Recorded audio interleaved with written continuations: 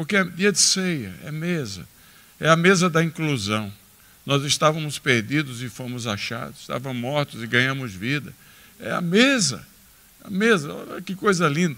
É na mesa, mesa é um negócio maravilhoso, que mesa é sempre, na linguajar bíblica, um lugar de reconciliação, de integração, de chamada, de fazer as pazes. É sempre na mesa que a gente tem na Bíblia, ao redor da comida, a gente tem encontros maravilhosos. Jesus celebrou ceia, Jesus celebrou refeições na casa de pessoas, e hoje o tema é a mesa da inclusão.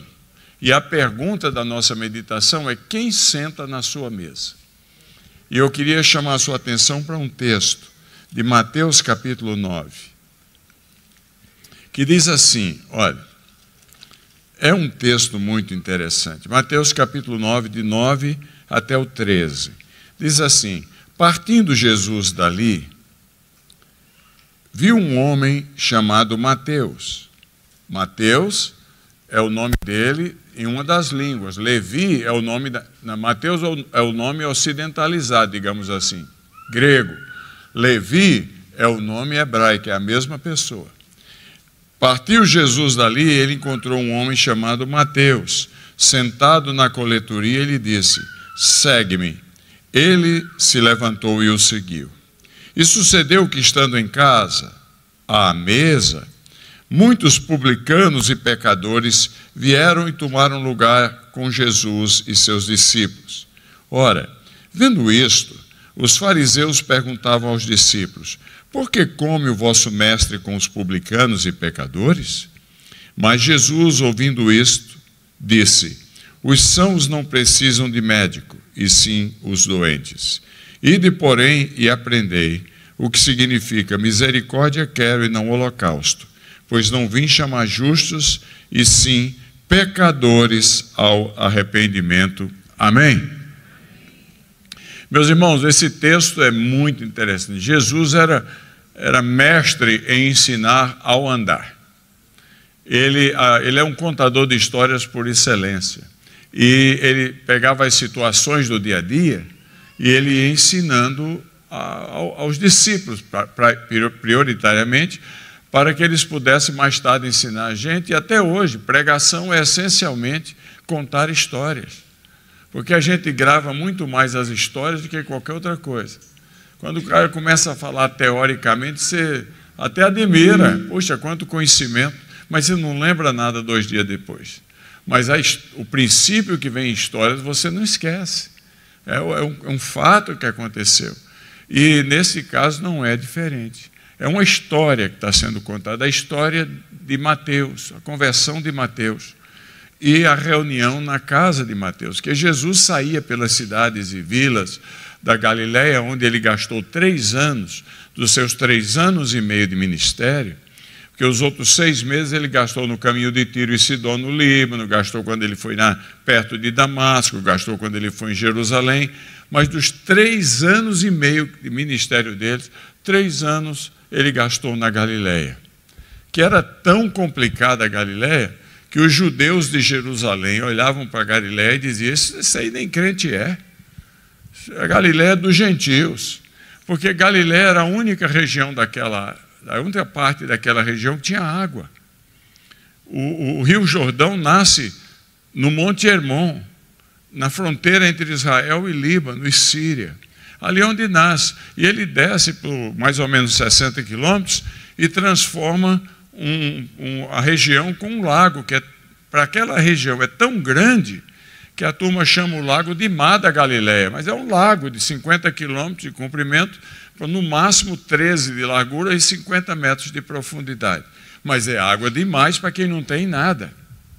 E ali todos os poderes do passado que passavam por ali e dominaram, porque aquela, como tinha água e não tinha avião, não tinha um carro ou estradas que você pudesse dirigir a 300 por hora e cortar um deserto, a vida naquela época, naquela região, ia do Irã de hoje, a Pérsia antiga, passando pela Mesopotâmia daquela época, Iraque de hoje, passando pela Turquia, passando pela Assíria daquela época, que hoje é Síria, um pedaço da Turquia, Líbano, até o Egito, Israel e Egito.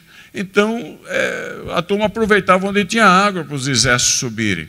E os exércitos subiam pela Mesopotâmia, que é Mesopotâmia, entre rios, duas palavras entre rios, Rio Tigre e Eufrates, porque eles podiam dar água para os animais e dar água para os exércitos. Eles subiam até onde o Eufrates termina, que é na fronteira com a Síria e a Turquia.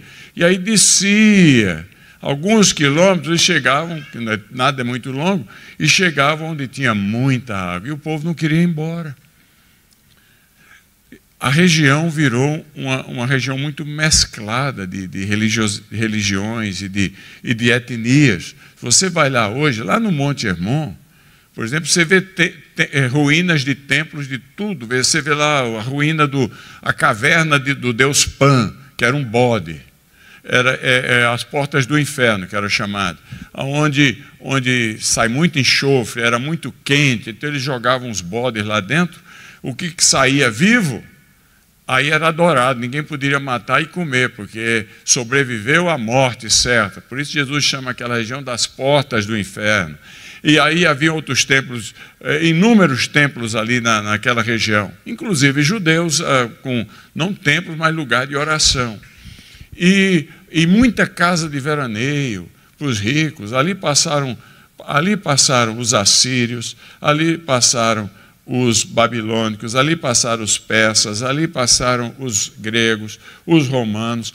E se você vai, por exemplo, em Beirute, que é um pouco acima, e você vai no Monte Líbano, no centro de Beirute, tem placa no Monte Líbano de tudo que é poder que passou ali.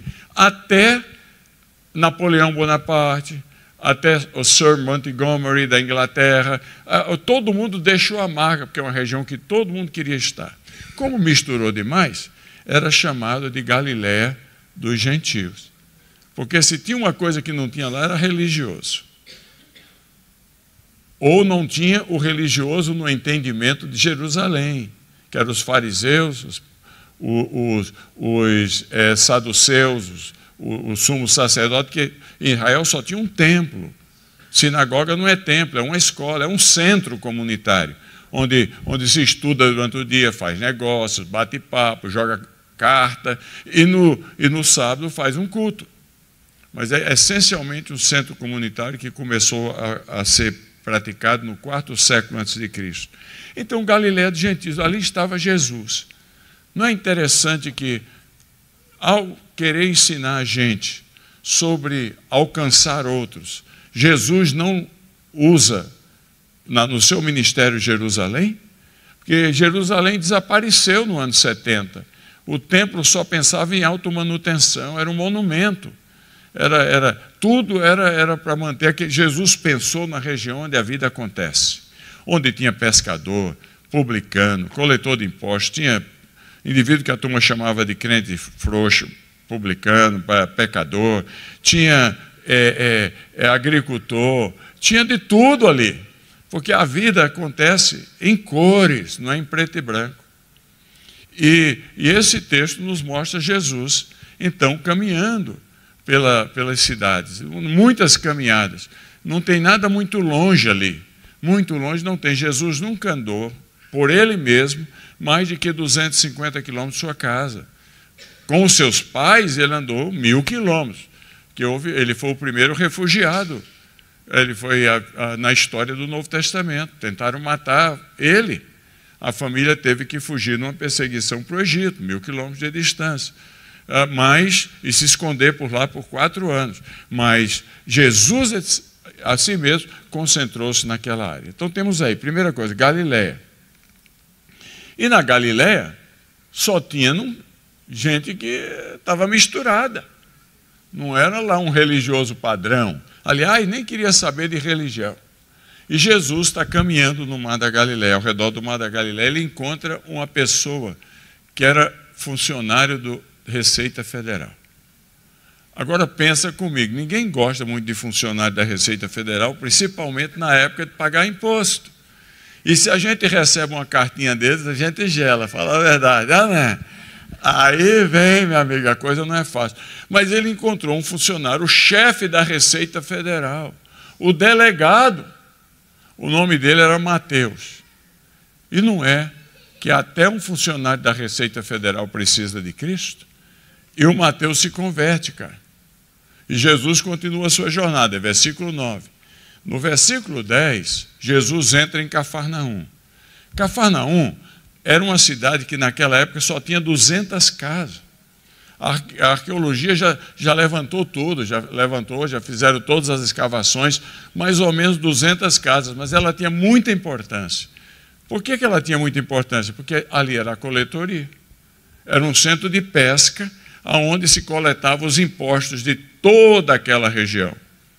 De Tiberíades, de Maraba, de todas aquelas cidades se coletava o imposto para mandar para onde? Para Jerusalém? De jeito nenhum, para mandar para Roma. Era lá que o dinheiro ia, porque tinha que manter a vida nababesca da corte romana e as guerras romanas. Sobrava nada para Israel. Então, o povo amava a coletoria, você não acha? Porque dava imposto para valer e não ficava nada para eles. E Jesus vai lá, evangeliza Mateus, Mateus se converte. Próxima cena, Jesus está entrando na história, está entrando em Cafarnaum, porque ele ia muito em Cafarnaum. Cafarnaum tinha lá Pedro e tinha a casa da sogra de Pedro. Então Jesus entra lá, e quando ele entra lá é uma surpresa. Mateus diz: antes de o senhor ir para qualquer outro lugar, venha para a minha casa. Venha para a minha casa. Mas Jesus pergunta: por que, Mateus? Porque eu convidei todos os meus amigos para estar comigo, porque se foi bom para mim o que o senhor fez, como é que não vai ser bom para os meus amigos? Eu não posso guardar isso só para mim. Então ele marcou um jantar ali.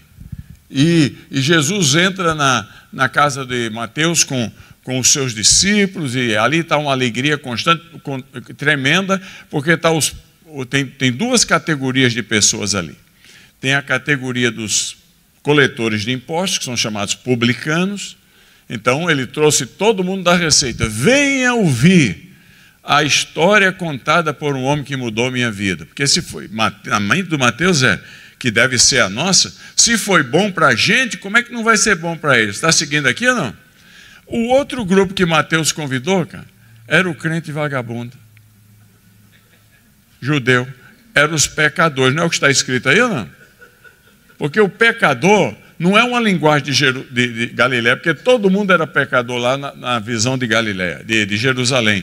Pecador é uma linguagem de Jerusalém, é uma linguagem dos hipócritas do templo lá em Jerusalém, que olhava para o pessoal de Galiléia e dizia: isso aí é um crente miserável, seria melhor nem dizer que era crente. Todos nós conhecemos crente assim, que é melhor nem dizer que é crente.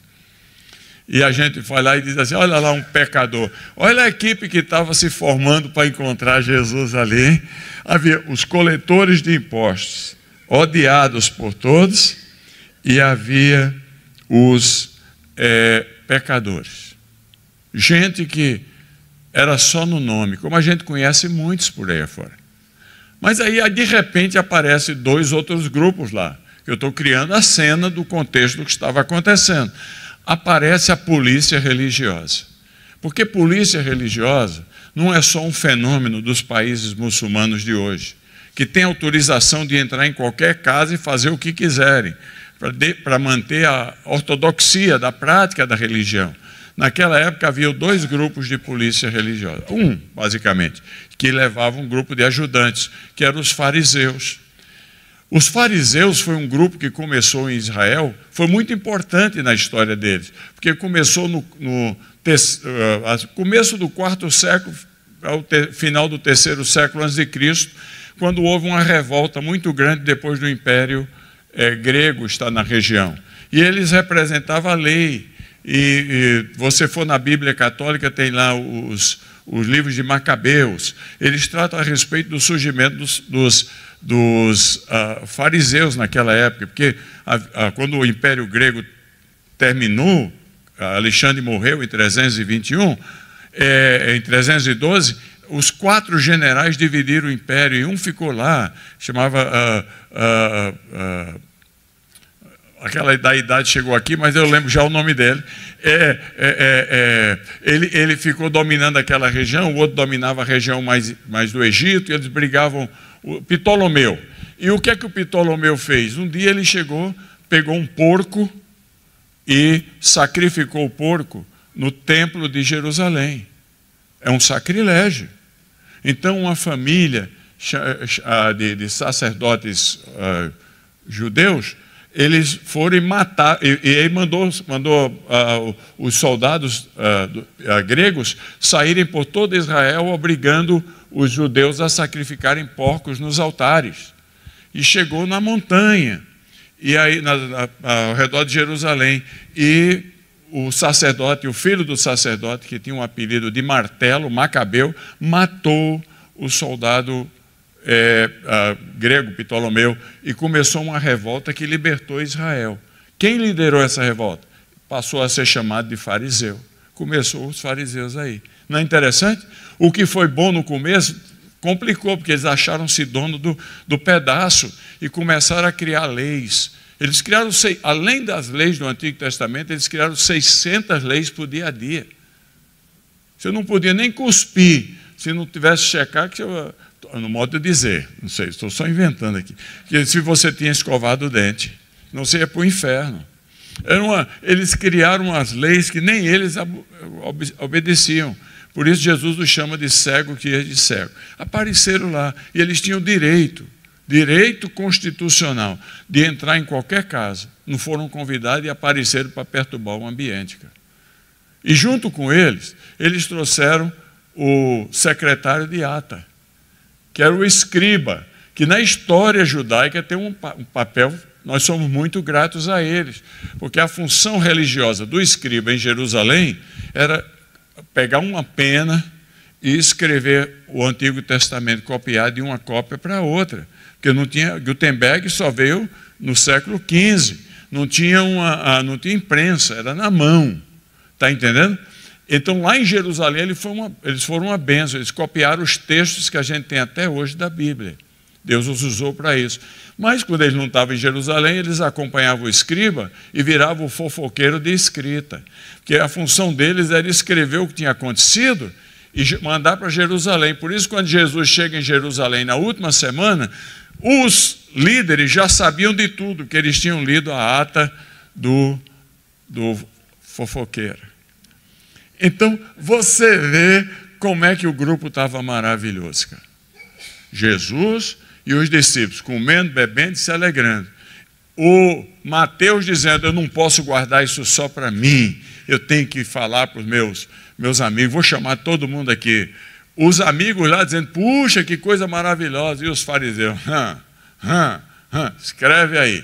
De repente, ninguém dormiu ainda não? De repente, o que é que acontece? Um fariseu, e aí está que diz que eram fariseus que estavam lá. Diz assim, os fariseus, no versículo 11. Então foi mais de um. Chegaram, fizeram o grupinho dele lá, tá? Mas um deles falou no ouvido de um discípulo o seguinte, por que come, bem baixinho, para não atrapalhar a reunião, por que come o seu mestre com os pecadores e publicanos? Não é isso que está aí? Ele tentou lançar dúvidas na boa vontade de Jesus, na mente do discípulo de Jesus. Por que é que come o seu mestre com os fariseus e publicanos? O que ele não sabia é que ele estava dando a Jesus a oportunidade de ouro de entrar na conversa. Porque o que ele falou no ouvido do fariseu soou como uma trombeta no ouvido de Jesus. Que Jesus ouve tudo, ele sabe tudo. E aí Jesus aproveita a ocasião, aproveita a palavra dele para trazer a lição dessa manhã para a gente. Em primeiro lugar, ensinando os seus discípulos, no meio daquela situação, e a nós, se a gente quiser ser efetivo na tarefa do discipulado, Jesus ensina para a gente que a mesa do discipulado, da inclusão de pessoas novas, tem que estar sempre aberta aos enfermos. tem que estar sempre aberto aos enfermos. A gente não pode imaginar um mundo evangelizado, só tem 2,5 bilhões de cristãos. O mundo tem 8 bilhões e 200 milhões de habitantes. A gente não pode imaginar que o mundo vai ser evangelizado se eu e você não cruzarmos a divisória entre a gente e os outros, entre os de casa e os de fora. Não tem outra maneira de evangelizar, senão a gente fica só na família, só dentro de nós, só por aqui. Jesus queria nos dizer que a mesa do discipulado e da inclusão tem que estar sempre aberta aos enfermos. A mesa de Jesus, da inclusão de Jesus, do discipulado de Jesus, sempre esteve aberta aos pecadores e publicanos. A pergunta que eu faço a mim, e eu peço a você para fazer, a você nessa manhã de ceia: a sua mesa está aberta aos pecadores e publicanos? Ou a nossa mesa dos relacionamentos está intencionalmente fechada aos sem casta, aos diferentes? Ou a gente só se relaciona com quem parece com a gente, com quem tem dinheiro como a gente tem, com quem pensa como a gente pensa? A mesa, Jesus falou, os sãos não precisam de médico. Quem precisa de médico são os enfermos. Se a gente quer ser efetivo, eficaz, não é só quem é igual a gente, são os diferentes que a gente tem que ir atrás. Está entendendo? Os menores, os mais necessitados, tem que estar aberta aos sem castas. Lá na Índia, aqui eu tenho que terminar que horas, colega? Mais uns 10 minutos? Lá na Índia, existem hoje, eu acabei de chegar lá, faz 3 semanas, a igreja está sofrendo muita perseguição no momento, muita opressão por causa do BG, do partido no poder, que é muito radical hindu. Mas, historicamente, quem trouxe o cristianismo para a Índia foi São Tomé, no ano 70, foi queimado em Chennai. Até hoje tem um monumento onde diz a tradição que ele foi queimado. Existe até hoje a igreja de São Tomé. É difícil ver para crer, mas é verdade. São Tomé está lá. E por 2000 anos, o cristianismo limitou-se a 3% da população, o que é muita gente, porque a população do país é 1.410.000.000. Mas hoje, pela graça de Deus, pulou para 7% nos últimos 20 anos. A Índia é o 5º país do mundo com mais cristãos. 5º país. Só que valor absoluto, valor relativo não. É só 7% da população. Então, lá tem uma cidade chamada Calcutá. Se você olhar o mapa da Índia, lá em cima tem Bangladesh, tem o mar de Calcutá, a Baía de Calcutá, e à direita tem a cidade de Calcutá. Eu conheço lá, já tive muitas vezes, 10 milhões de habitantes. Tudo 1 milhão dos 10 milhões são parentes do Collor de Mello, Marajá. Mas os outros 9 milhões é uma miséria absoluta. Você já imaginou você morar numa cidade que é tanta gente na miséria que às 3h30 e 4 horas da manhã, todos os dias, os carros de lixo passam para coletar, não é lixo, é corpo de defunto que morreu na rua? Eles sabem onde tem os bolsões da miséria, então eles vão lá coletar. Nesse contexto, uma senhora de 1,52 m, de um país onde praticamente não tinha cristão. O primeiro cristão evangélico desse país de onde ela veio foi em 1982. O nome dela era Madre Teresa. Ela tuberculosa, ela tinha problemas sérios, morreu com problema. Ninguém morre com saúde, mas ela carregou essa chaga sobre ela, raquítica, 1,52 m. Ela vai para lá, da Albânia, meu amigo, dos Balcãs, da Iugoslávia antiga, ela vai para lá e ela começa uma ordem de irmãs de caridade, que a única coisa que elas fazem até hoje, ela já morreu faz 20 anos, mas até hoje, eles vão lá para coletar os corpos das pessoas que estão moribundas, ainda não morreram, pelo menos, não é o meu não, né? Pelo menos para dar um banho e trocar de roupa e a pessoa morrer com dignidade. Coisa linda. Pelo menos essa chance. e se expondo a todo tipo de contaminação, de vírus, etc. Mas elas fazem. E Madre Teresa foi eleita Prêmio Nobel da Paz. E aí a CNN a entrevistou quando ela veio receber o Prêmio Nobel da Paz. E perguntaram para ela, eu nunca esqueci, perguntaram para ela, Madre Teresa, por que a senhora fez a opção de servir aos pobres? Todo mundo falando dela, ela falou, o senhor está muito enganado, nunca foi essa a minha opção. Ela falou, não é, mas a senhora não serve aos pobres? Eu sirvo. Mas então como que se explica? Ela falou, minha opção na vida foi servir Jesus. Ele é que me mandou aos pobres. A gente só vai aos pobres, só vai aos mais necessitados, a gente só se abre para os outros se a gente amar Jesus mesmo. É para valer, porque Ele mandou a gente servi-lo. No servi-lo, a gente serve aos outros. Resultado, a Índia, na época dela, tinha 3% de cristãos, mas Calcutá tinha 9%. Porque as nossas boas obras glorificam ao Pai que está no céu. Falam ao não crente uma verdade que a nossa defesa da fé às vezes não consegue falar. Ele retruca. O que ninguém pode negar é o amor, meu irmão. É o amor. Amor, abriu a porta, a coisa vai. A sua mesa, o seu pequeno grupo, tem que se modelar no modelo de Cristo. Todos são bem-vindos. Vinde e comei dele todos. Daqui a pouco a gente vai fazer isso. Agora, eu não estou advogando aqui que agora você vai cantar cumbaiá com qualquer pessoa que tenha por aí. Abraçar todo mundo, dizer meu amor, meu bem. Não, nem Jesus fez isso. Porque Jesus tinha 12 discípulos. Mas intimidade mesmo ele só tinha com 3. Quando a coisa estava feia, eram os 3 que ele chamava. Pedro, Tiago e... Lembra? Pedro, Tiago e João Vaquinha. Ele chamava os 3. Era aí que a coisa ia. Os outros, Judas estava na mesa deles. Ele tinha intimidade com Judas, que ele chamou o filho do demônio. Mas ele não excluía. Ele dava chance. Você está entendendo o que eu quero dizer? Nós somos um povo duro. A mesa do Senhor tem que lembrar que um dia olhou para você, nem eu nem você somos fogo que se cheire, não. A gente pode ser hoje, ter mais um perfuminho de Cristo, mas nós somos gente complicada demais, de alta manutenção. Mas Jesus não nos desprezou.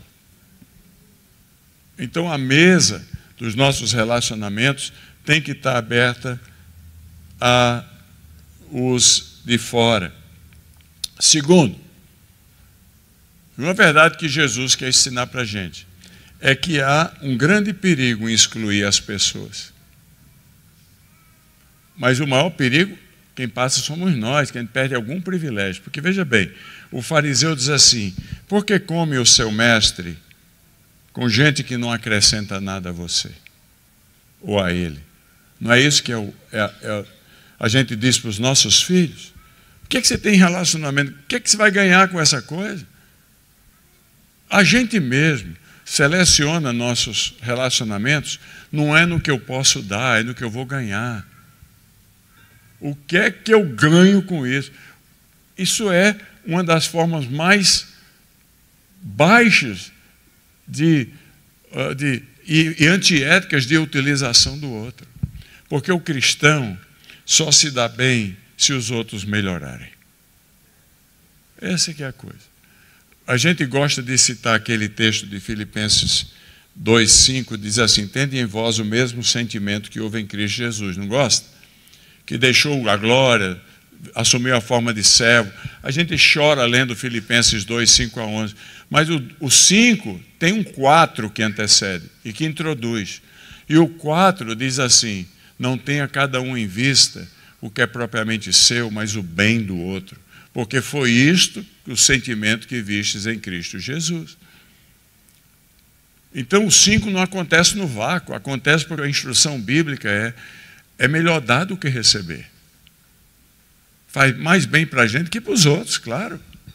É uma coisa maravilhosa. Eu frequentei uma igreja em Glendale, quando eu fazia um PhD, que uma classe escola dominical que veio um vendedor de seguro da cidade frequentar a igreja. Fizemos amizade, que nós éramos mais jovens, eu com 30 e poucos anos, minha esposa também, e ele com 50 na classe. O resto era tudo 70 anos em diante. Mas uma classe muito amorosa. E um dia ele chegou para mim e falou: Elias, estou indo embora da igreja. Eu falei: mas por quê, pai? Puxa vida, agora que está ficando bom. Você vendeu, está mudando de cidade? Não. Mas mudou, vendeu a casa, tá? Não. Aconteceu alguma coisa na igreja? Não, a igreja é ótima. Por que é que você está mudando de igreja? Ele falou: porque todo mundo que podia comprar o meu seguro já comprou. Há muita utilização comercial, interesses particulares no nosso meio. Então, essa negociação fere a honra de Cristo. Quando ela acontece fruto de um profundo desejo de mútua ajuda, aí é orgânico. Mas quando ela é intencional em tirar vantagem, você reduz o outro a zero. O outro toma um objeto. E nessa sociedade que a gente vive querendo tirar vantagem, você lembra que tem aquele caso do Joãozinho? O Joãozinho, ele era o menino mais bagunceiro da classe. E a professora falou: amanhã eu só dou presença a quem responder chamada, com uma frase bonita. E o Joãozinho entrou em pânico, porque ele não sabia nenhuma. Chegou em casa nervoso, a professora falou: Joãozinho, o que é que houve? Foi a tia. A tia? O que é que a tia fez? Ah, pai, ela falou que amanhã só dá presença se responder chamada com uma frase bonita, eu não conheço nenhuma. O pai deu uma risada e falou: filho, tem problema. Quando ela chamar seu nome, você diz assim: é melhor dar do que receber. Falei: pai, como você é maravilhoso. Nem jantou, nem dormiu, ficou a noite inteira. É melhor dar do que receber, é melhor dar. No outro dia de manhã, ele chega na classe e ele era número 23. A professora chama: Mariazinha. Ele: é melhor dar do que receber, é melhor dar do que... Vai, Mariazinha, melhor dar do que... Finalmente chega o número Joãozinho, ele grita de lá: é melhor dar do que receber. E a classe ficou: não, que lindo. E a professora ficou estupefata, abobalhada. Pergunta para ele, atônita, pergunta para ele: Joãozinho, você? Pois é. Quem é que falou essa frase para você? Ele falou: meu pai, todo orgulhoso. Ela falou: seu pai? É. Mas o seu pai é religioso? Ele falou: não. O que é que seu pai faz da vida? Ele falou: é boxeador.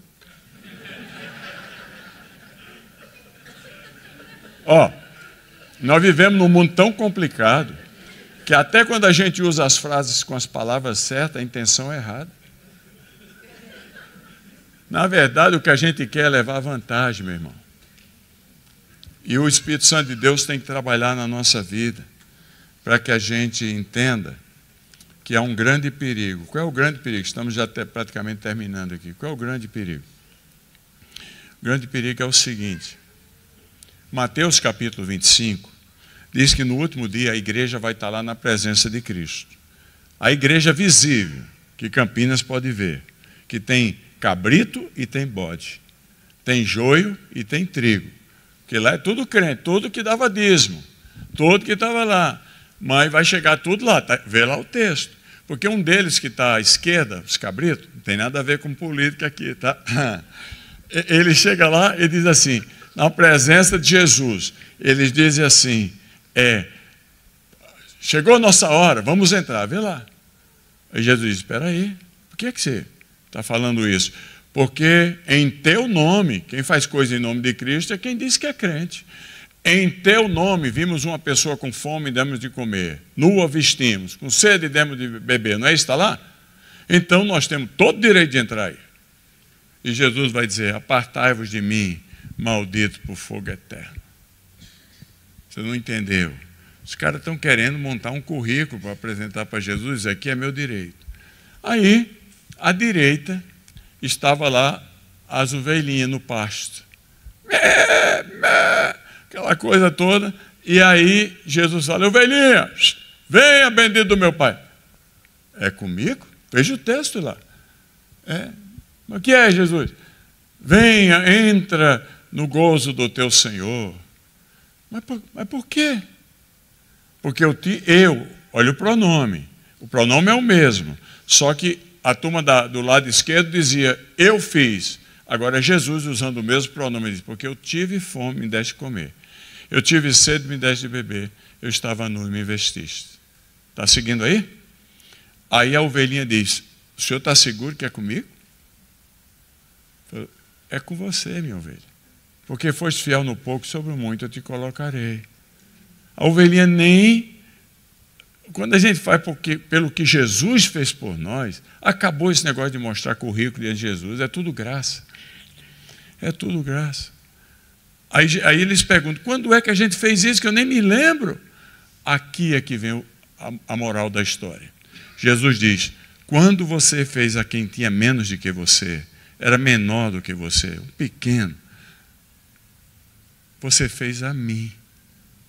Então eu fico viajando pelo mundo e fica todo mundo querendo esse negócio de quero ver Jesus, que ele aparece muito lá no mundo muçulmano, no mundo budista, no mundo hindu, aparece, quero ver Jesus, quero ver Jesus. Pois Jesus está dizendo, se você quer ver Jesus mesmo, quando aquela pessoa que não tem nada e você a ama, e você ajuda ela a dar um sorriso, aquele é o sorriso de Jesus. Quando ela não tem o que comer, o que beber, e você dá água, e ela dá um muito obrigado, é Jesus dando muito obrigado a você. Quando ela está nua e você a ajuda, e a veste, é Jesus dizendo obrigado. Porque ele diz, quando fizeste a mim. A mim. Eu quero ver Jesus. Então eu não posso excluir pessoas. Porque quando há uma gratidão do outro lado, é Jesus dizendo para mim, bem feito, servo bom e fiel. Não é uma coisa linda? O rosto de Jesus, as mãos de Jesus, os lábios de Jesus, o olhar de Jesus, de gratidão, são manifestos nas pessoas que a gente ajuda. É o que está escrito lá. Como é que a gente termina esse culto de Santa Ceia? A gente termina com uma coisinha que eu espero que você não bata em mim, porque eu passei 10 minutos. É que a mesa da amizade, da inclusão, está cheia de surpresa. Mateus, que era um coletor de impostos, virou um apóstolo. Você lê o livro do coletor de impostos. E morreu queimado na Etiópia, como um mártir cristão. Eu olho para essa igreja aqui, estou vendo aqui muita surpresa. Porque quando a gente aceita os outros, quando a gente traz os outros para abençoá-los em nome de Jesus, para dar um pertencimento, veja vocês aqui, pensa alguns de vocês quem vocês eram antes de conhecer a Cristo. Alguém abriu a mesa do relacionamento para você. Então, a mesa do relacionamento não precisa ir na China para trazer exemplos. Eu estou vendo aqui centenas aqui nesta manhã. É você. Por que é que vai ser diferente para os outros? É uma coisa maravilhosa. Mas eu vou citar, para terminar, já é a terceira vez que eu falo terminar, eu vou citar para terminar 3 exemplos rapidinhos. Eu estava lá em Alepo e na Síria, no meio da cidade destruída, e tem um pastor amigo meu lá chamado Abdala. E nós montamos um retiro para pastores sírios em Beirute. Eu chamei Abdala, vieram 120, todos os pastores da Síria vieram para o retiro. E no sair de casa, Abdala é um herói na fé, no sair de casa o carro dele foi metralhado. E ele veio com a esposa, ele não tem filhos, veio lá para Beirute, e eu gosto muito dele. E terminou a coisa lá, eu falei, Abdala, fica por aqui, cara. Tem 4 milhões de pessoas sírias naquela época, hoje tem 2. No Líbano, tem 4 milhões, você pode ter a maior igreja síria, não volta para lá não. Os caras estão metralhando seu carro, metralhando sua casa, vão matar você, vão matar a sua esposa. Fica aqui. Ele falou, para, tentador. Para de falar isso. Eu falei, eu estou voltando agora. Eu falei, mas por que você volta se você pode ficar aqui? Aqui tem tudo que você precisa. Tem um povo que você ministra. Ele falou, por uma questão de chamado. É o que dá sentido ao que eu faço, meu chamado. Então, já estou indo embora. Foi embora. Aí eu estava em Turquia, e lá na igreja armênia, protestante, que foi restaurada pelos crentes turcos da Moldova. E ali tem mais ou menos uns 300 crentes turcos, tem uns 90 russos e tem, no andar de baixo, tem 120 iranianos que se congregam lá, perto do bazar. Eu estava conversando com o pastor Kirchhoff e via que passavam uns casais com criança, desciam as escadas e voltavam sem criança. Eu fui ficando curioso e depois de uma meia hora conversando, falei, pastor Kirchhoff, o que está acontecendo que os iranianos descem aí com os filhos e vêm sem filho? Falou, vem cá, eu vou te mostrar uma coisa. Quando eu desci, havia mais ou menos umas 50 crianças de 4 a 11 anos, divididas por grupo, e uma mulher, moça de 33 anos, por nome de Magda, servindo ali aquele grupo todo. Ela era professora deles, porque quando eles entram na Turquia, não precisa de visto, eles jogam fora o passaporte e viram refugiados. E aí querem botar os filhos na escola, e a escola exige o passaporte. Eles têm que voltar na embaixada para pedir, ou no consulado em Istambul, para pedir um passaporte. A primeira pergunta que o pessoal faz é, você virou cristão? Porque é tanto iraniano se convertendo que eles perguntam isso. Quando você não vai mentir, você disse que virou, eles não dão o passaporte para você. Você fica apátria, nem um direito básico você tem. E aí você não pode manter os filhos em casa. Aí a Magda resolveu cuidar deles. À noite eu fui jantar com a Magda e com o pastor dela, de fala iraniana, que é o médico, e eu disse, Magda, por que você faz isso? Por que você serve quase 50 crianças ali? Ela, deixa eu contar a minha história. Já começou a lágrima nos olhos dela. Ela falou, Jesus apareceu para mim e eu me converti lá em Teherã. Meu marido soube e divorciou-se de mim. Não quis. Graças a Deus, não me matou. Eu tenho uma filha de 4 anos, faz 2 anos, agora está com 6. A sentença foi, você vai ter que exilar e você nunca mais vai poder ver sua filha. A minha família tentou me matar, a família dela, e ela fugiu para a Turquia. Aí eu falei, e agora você começa a entender por que eu tenho 50 alunos. Porque eu perdi uma filha que eu nunca mais vou poder ver. E Deus me deu 50 outros. Aí eu disse, mas por que você faz isso? Eu até anotei aqui. Ela falou, enquanto a Abdala falou, voltar para a Síria e cuidar dos necessitados lá é o meu chamado, ela falou, é a minha cura. Ou eu faço isso ou eu morro enferma. Morro emocionalmente.